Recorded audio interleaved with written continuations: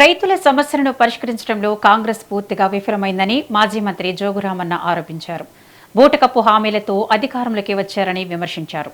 వేలెకరాలకు పైగా పంటలు దెబ్బతింటున్నా ప్రభుత్వం పట్టించుకోవడం లేదని ఆగ్రహాన్ని వ్యక్తం చేశారు. బాధిత రైతులను ఎంపీ, ఎమ్మెల్యే పరామర్శించకపోవడం విడ్డూరంగా ఉందన్నారు.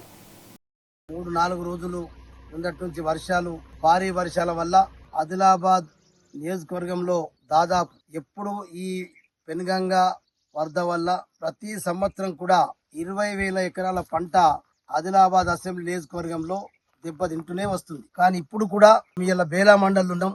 బేలా మండల్ బెదోడ గ్రామానికి పొలాల్ని సందర్శించి అది తెలిసి ఒక బేలా మండలంలోనే 4,000 ఎకరాలు దాదాపు పత్తి గాని మిగతా పంటలన్నీ కూడా మరి ఇప్పుడు మా చేతిలో ఉన్నది పత్తి పంట. ఇది 50 రోజులైంది దీని వయసు.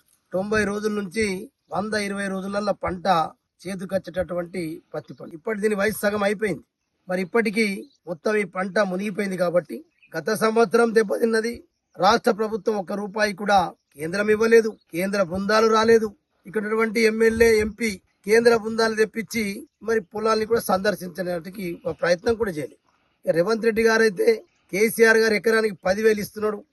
నేను పత్తి పంటకు 25,000 రూపాయలు నష్టపరిహారం ఇస్తాను.